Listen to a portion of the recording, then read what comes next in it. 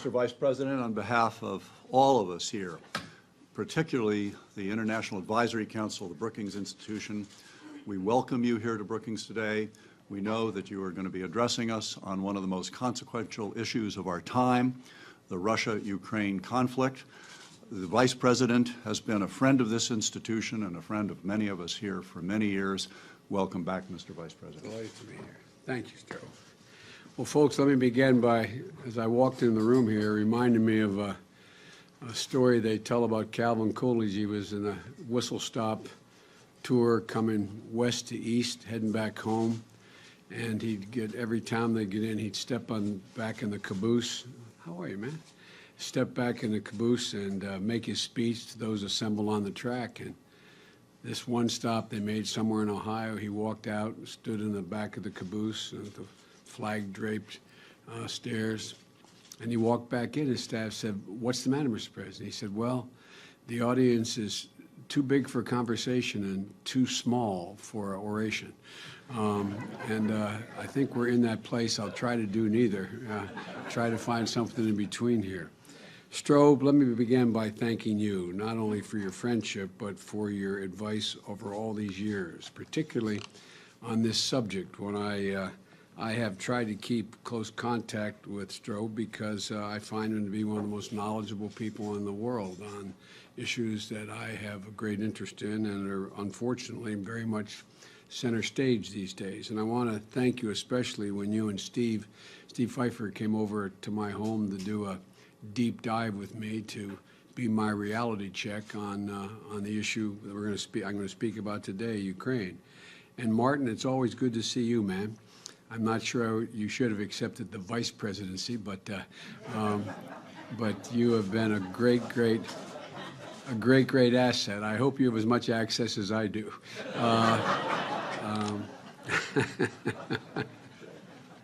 Sometimes I wish you didn't have all the access. You know, it's now been 14 months since Russian aggression in Ukraine last spring. And it has literally transformed the landscape of European security. Everybody wants this conflict to end as soon as possible. The question is on whose terms and how will it end? Because it's not a remote conflict between neighbors arguing over who gets what. What's happening in Ukraine is about much more than that. It's about the rights of nations on the frontier of Europe to choose their own futures. It's about the future of NATO, our collective self-defense, and our unity, our strength, our ability to deter aggression together. I think is that fundamental, is that basic. It's about the future of Russia itself, I would argue. Because if the Kremlin is able to establish its own fiefdom in eastern Ukraine, it will only fan the flames of ambitions in the region. And believe me, helping Ukraine in its defense and deterrence against Russian aggression is critical to checking further aggression down the road. As I keep saying, the president reminds me, it's either pay me now or pay me later. But there's a price tag here. What happens in Ukraine and how the West and the world respond has, I think, consequential implications for the nature of the international order in the years to come. In particular, the bedrock principles of security, territorial integrity, and the inviolability of borders. China and many other nations are watching very closely how the world responds. They'll learn from this conflict, regardless of how it plays out, in my view. Before I turn to today's crisis, I want to take a moment to speak about our broader policy, the Obama-Biden administration's broader policy with regard to Russia. I don't think anyone can legitimately accuse our administration of failing to explore in good faith, the prospect of establishing a constructive relationship with Russia. 6 years ago, in the first speech of our administration, and I believe you were there, Mr. Secretary, at the Munich Security Conference, I enunciated our position. I call for a reset to, quote, revisit the many areas where we can and should be working together with Russia, and where Russia indicated they wanted to work with us as well. But even then, I made it crystal clear, that, quote, "we will not recognize any nation having a sphere of influence. It will remain our view that sovereign states have the right to make their own decisions and choose their own alliances." I meant it then, and we mean it now. In 2009, when we came to office, President Medvedev was in power, and he spoke about the need for Russia's economic modernization. And he talked about the need to combat Russia's, what he called, legal nihilism, to strengthen the rule of law. Without being naive, we decided to test the prospect that Russia would strengthen the rule of law and gradually embrace the path of economic modernization and greater integration of the world economy and concrete actions which could, over time, help integrate Russia into the world of responsible nations.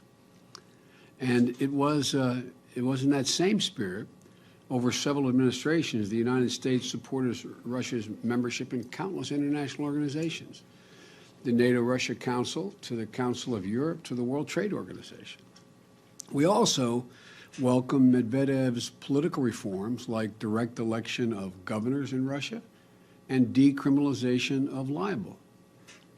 And from 2009 to 2012, we achieved a great deal together, a great deal of cooperation with Russia to advance our mutual interest, Russia and ours. A New START treaty that reduced strategic nuclear arsenals by 1/3, a vital supply route for coalition troops in Afghanistan. At the UN Security Council, resolutions that pressured both North Korea as well as Iran and brought the world within reach of a historic deal with Tehran, yet to be determined, but we're optimistic. But when Prime Minister Putin returned to the Kremlin in 2012 as President Putin, he set Russia on a very different course almost immediately, recriminalizing libel, calling off direct elections for governors, and making it harder for political parties to register. Aggressive repression at home, including silencing of the mothers of soldiers deployed in Ukraine. Contempt for the sovereignty and territorial integrity of Russia's neighbor, Ukraine, but also Georgia and Moldova. Disregard for Russia's own commitments made at Helsinki, Paris, and Budapest. And so the world looks different today than it did before he reassumed the presidency. And President Putin must understand, as he has changed, so has our focus. That's why at this year's security conference in Munich, I spoke of the need to reassert the fundamental bedrock principles of a Europe whole and free.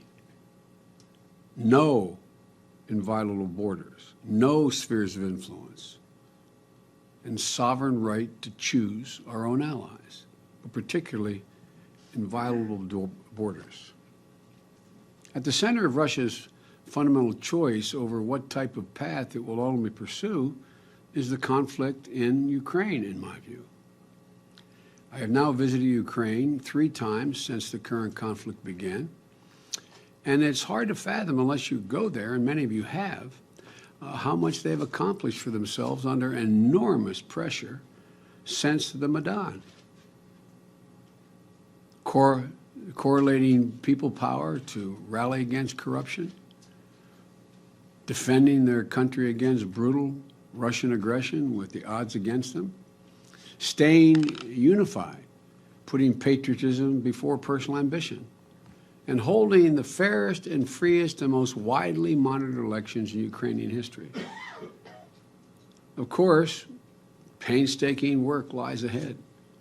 Transitions are hard, as you all know, this international group. Transitions are hard under any circumstance. It's even harder when a powerful neighbor is actively undermining everything you do. President Poroshenko is right to speak about the necessity and urgency of Ukraine to act on what he calls the 4 Ds.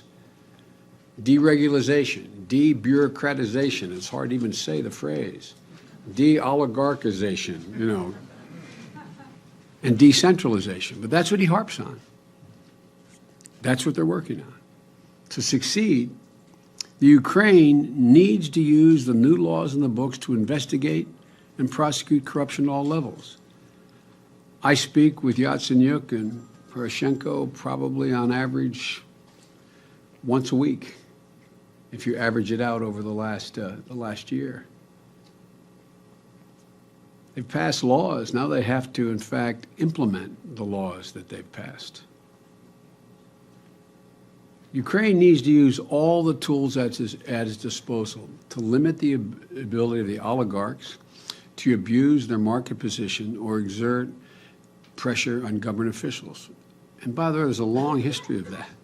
We all know since the revolution, it's never been on the level in terms of the influence of oligarchs and corruption.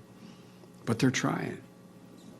But it needs to keep working toward constitutional reform and decentralization to ensure that local government is really representative and accountable. And above all, it needs to keep listening to its people and to Ukraine's civil society. Every time I've met, I've spent extensive time with civil society. So long as Ukraine leaders keep faith with the project of reform, the United States will continue to stand with them. In total, we have provided over $470 million in economic assistance since the start of the crisis. In addition, a $1 billion loan guarantee last year, another $1 billion loan guarantee signed this month, and potentially a further $1 billion at the end of this year if Ukraine continues on the path of reform. And that $470 million includes nearly $200 million to the Armed Forces, National Guard, and Border Services. Much of the debate in Washington has been focused on whether we should provide additional defensive lethal weapons to Ukraine. That's a debate worth having and continues, and my views are somewhat known on that. But let's not lose sight of the fact Ukraine also needs basic military equipment and training, which we are also providing on the ground. And our allies, our NATO allies, have contributed to a Ukraine Trust Fund established at the Wales Summit, the NATO Summit of Wales. But more is needed to be done, and the President and I spoke about this yesterday with NATO Secretary General Stoltenberg, and it's on NATO's agenda in Warsaw. Finally, our assistance has been and will continue to be directly addressing the humanitarian tragedy created by Russian aggression. It's profoundly in our self-interest, and I would argue the self-interest of the world, that this new Ukraine emerges as a prosperous, democratic, independent, reform-oriented country that cannot be bribed, coerced, or intimidated. That's what the Ukrainian people are devoting their lives to, giving their lives for. And one day it will serve as an example for Russians across the border who will see what's possible when a country embarks on real reform. The conflict over Ukraine, I think, is a test for the West, a test for the EU, a test for NATO, a test for us. President Putin is wagering that he has greater staying power than all the parties I just mentioned have.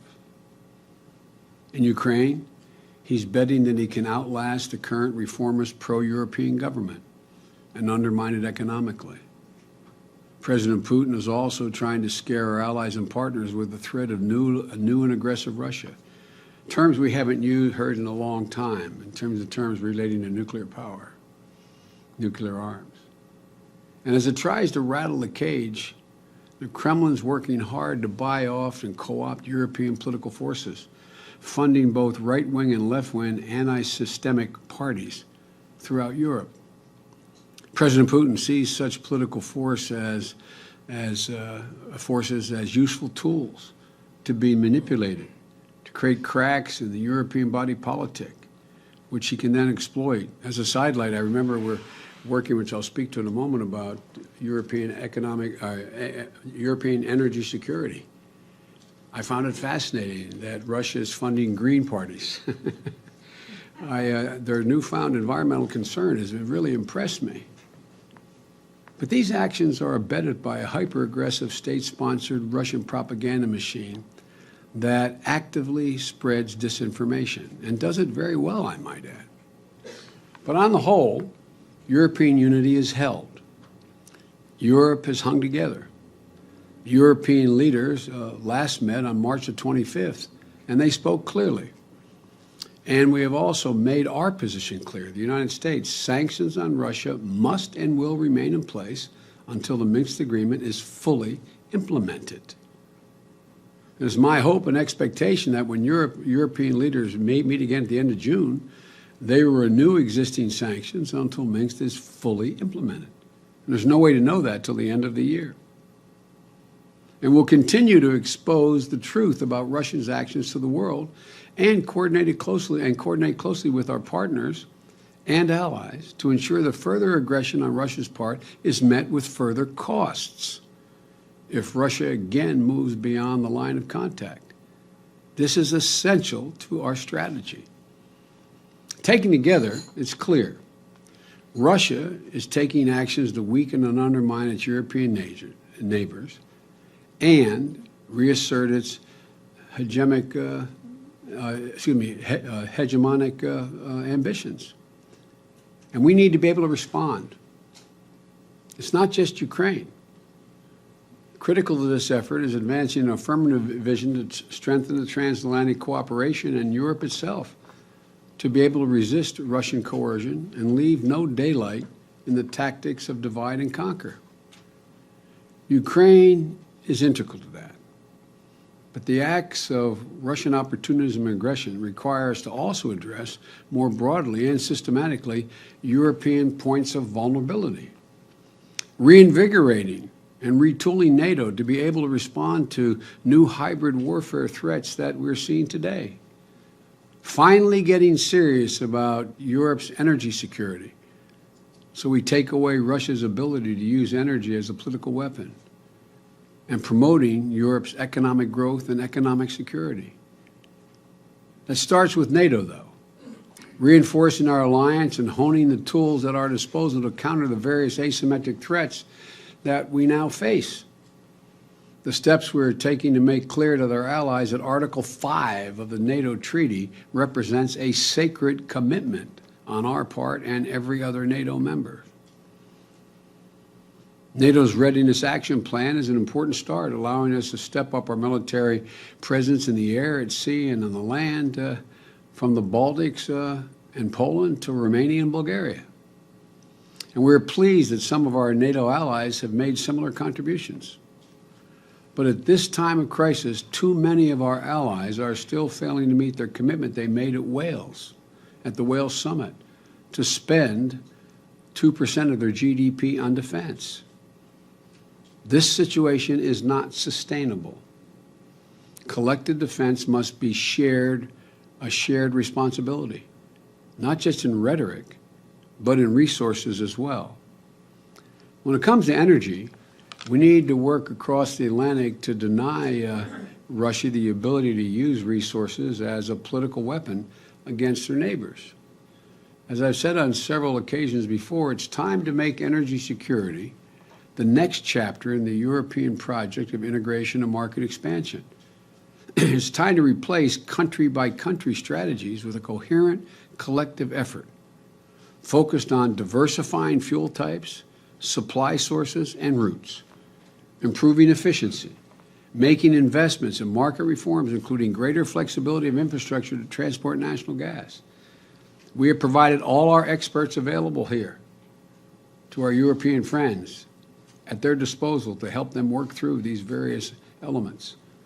We've already made some significant progress. In the face of Russian cutoff of gas supplies to Ukraine last year, we supported the EU's efforts to mediate a gas deal. We worked with Ukraine's neighbors to increase reverse flow of gas shipments to Ukraine. We supported Lithuania as it inaugurated the first LNG terminal, ending the Baltic region's complete dependence on Russian imports of gas. And we've worked closely with the European Union to help advance critical energy infrastructure projects that will help foster competition in Europe rather than perpetuate the dominance of one supplier. And we applaud, encourage Europe's efforts to take a more regional approach, because a more stable European supply of energy means a more secure world. And we're ready to do our part, as our European friends know. And finally, we need to rebuild, and in some places build for the first time, the economic foundations of European security. In that spirit, we support European efforts to create jobs and boost domestic demand to emerge, as we have, from the Great Recession that began at the end of the last decade. The good news is that we now know the types of policies that efficiently spur economic growth and boost employment. Investing in infrastructure and human capital, lowering barriers to trade and investment, making reforms to improve the business climate and the regulatory process. We are pursuing the transatlantic investment partnership to create growth and jobs and strengthen this global trading system. And we've especially focused on fighting corruption. Corruption is the new tool of foreign policy. It's never been as handy and as useful in the hands of nations that want to disrupt and oligarchs that respond to them. It's like the kryptonite of a functioning democracy. It siphons away resources. It destroys trust in government. It hollows out militaries. And it affronts the people's dignity in the countries where it is rampant. And the stakes are strategic as well as economic, because Russia and others are using corruption and oligarchs as tools of coercion. And we need to help some of the newer EU nations and those aspiring to join them, to shore up their institutions, to put in place the mechanism required to avoid becoming vulnerable to this new, to this new foreign policy weapon. When you take these developments together, it's clear, in my view, that we've reached another moment in the history of the transatlantic relationship that calls out for leadership, the kind our parents and grandparents' generation delivered. I think it's that basic. I think it's similar. I believe the terrain, though, is fundamentally in our favor, not because of the inevitability of any kind of trajectory toward unification or integration or democratic freedoms. Every generation has its demagogues and revisionists, and transitions are full of peril that provide them with many, many opportunities. What makes me optimistic is that President Putin's vision has very little to offer the people of Europe, or for that matter, the people of Russia, other than myths and illusions. The false promise of returning to a past when examined was not too good a past to begin with. The sleight of hand that presents the bullying of civil societies, dissidents, and gays as substitutes for strong leadership and functioning institutions. The propaganda that conflates aggression with strength. It's not easy for governments to provide for people in the 21st century. We all know that. You know that in your own countries. We know it in ours. But it's also no secret what works, what the basic elements are. It's like physics these days. You need political and economic openness, respect for law, strong functioning institutions and markets. Without all of those in place, economic growth does not occur and will not occur. And if together we, the United States and Europe, can reassert and stick to our principles, deliver on our commitments, and help make Ukraine and Europe keep doing what works, then I have every confidence that we'll leave the transatlantic relationship stronger than we found it, and Europe even more secure and free. I thank you for your indulgence of listening to me, and it's been a great pleasure to be with you. Thank you.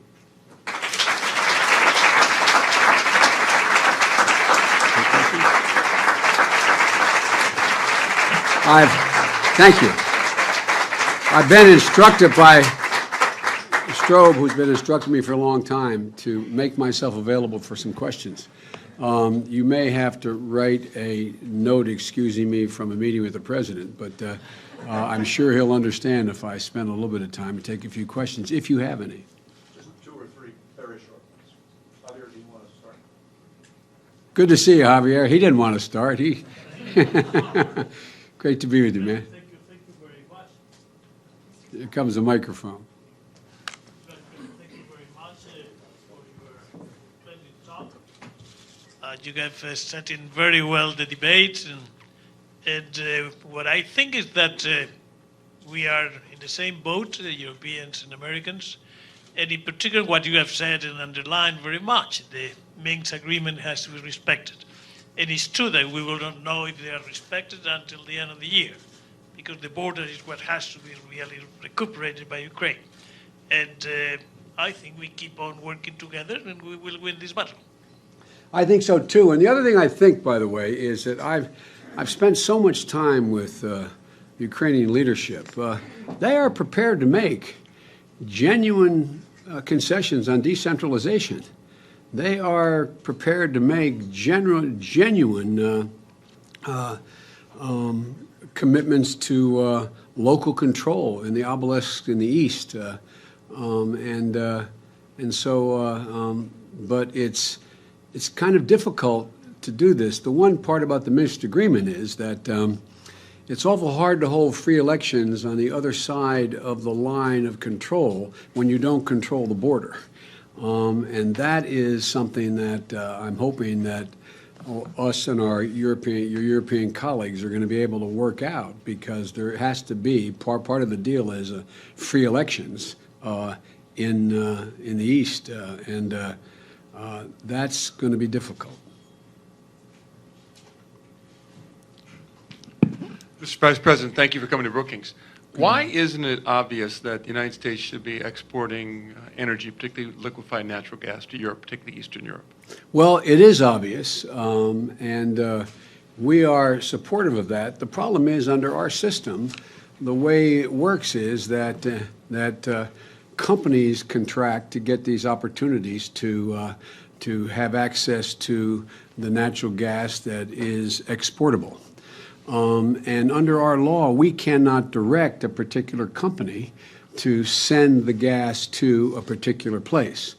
Now, there's been some discussion in many quarters, probably here at Brookings, about whether or not there should be some exception made as to being able to directly direct it. But under our system, all the Europeans and the countries in question are able to contract with the folks. I forget how many contracts now. I think it's 13 or something. Anyway, all of the contracts that have been made for access to that natural gas.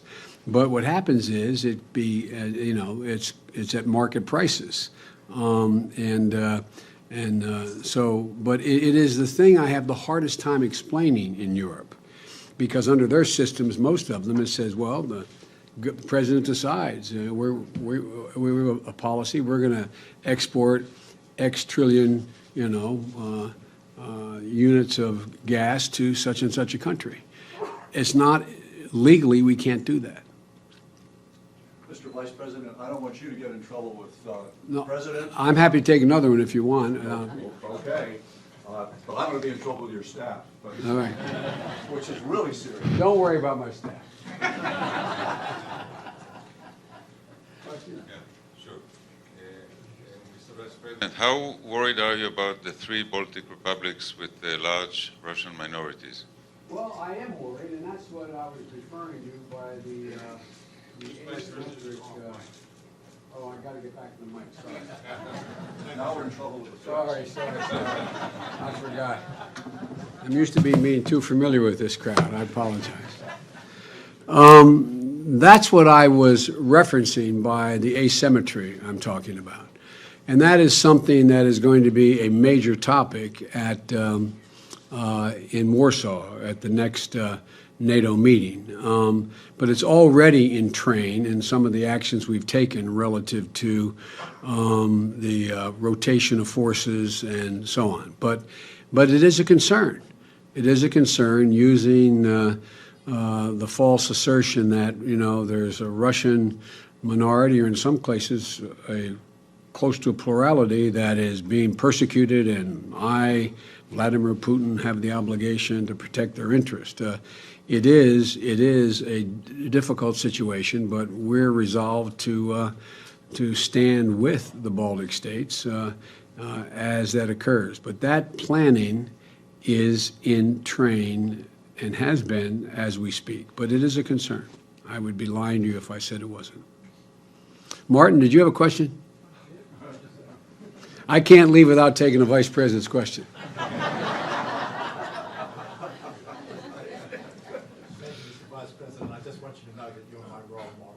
Yeah. I doubt whether there's any office you aspire to, but go ahead. No, I do. The speech that you just gave was a very tough one, admirably tough. At the same time as you're standing up to Mr. Putin in the way that you've described, we're also cooperating with him on what we could call global issues, non-proliferation, counterterrorism, even potentially in a place like Syria. How do you handle that kind of tension between cooperation and competition? Just that way. Look, human nature is human nature. It doesn't change based upon whether or not you're reading the motives and actions of a head of state or your brother or your partner in your enterprise. That's life. The cooperation where the one thing I'm counting on with President Putin, who I've had occasion to spend some significant amount of time with, is that at his core, he's practical. At his core, he will push as far as he can, in my view, until he reaches a resistance that, in fact, says there's a big price to pay, and he may then make a mistake and continue. But it's a calculation. I believe he will, presumptuous of me to read another man's mind, but I think if you look at his behavior over his career, he's a practical guy. And it seems to me that it has been the history of successful American foreign policy going back 100 years that it makes sense to cooperate where there is a clear mutual interest as long as you're not being asked to back off matters of principle that matter to the security and well-being of your country and your allies and your friends. So quite frankly, I see it being overwhelmingly in our interest to continue to cooperate in Iran. I would argue that if, let me choose my words a little bit here, there's been a lot written by some very bright people here and at other think tanks around the world that Putin would like very much to respond in a negative way and cost us, raise the cost for the United States for being the leader of imposing sanctions on him. And there were a lot who speculated that one of the things he would do right off the bat was pull out of the negotiations with Iran. Well, it's overwhelming in his interest not to do that. It's overwhelming in his interest, and it will be increasingly obvious to both he and Tehran that absent some kind of negotiated settlement relative to Bashar Assad, they are reaping a whirlwind, as we are. So I always count on self-interest being a motivating factor for, in my personal relationships. You've heard me say, Martin, all politics is personal. And I mean that, not you have to like one another, but you have to be able to understand what the other guy's looking for, or the other woman's looking for, what they perceive to be their interest. And it's clearly in the interest of the United States, as well as Russia, that to exaggerate the point, that you don't end up with Daesh or ISIL controlling all of Syria. It's clearly within the interest of Russia, and I would argue China, that Iran not become a nuclear power. And there's other things that are of mutual interest. So it seems to me that if you're a rational and tough American leader or president, you would look to those things which are clearly in your benefit, as long as you do not have to make a concession on something that is a matter of principle and value to you. And thus far, we have not reached that point.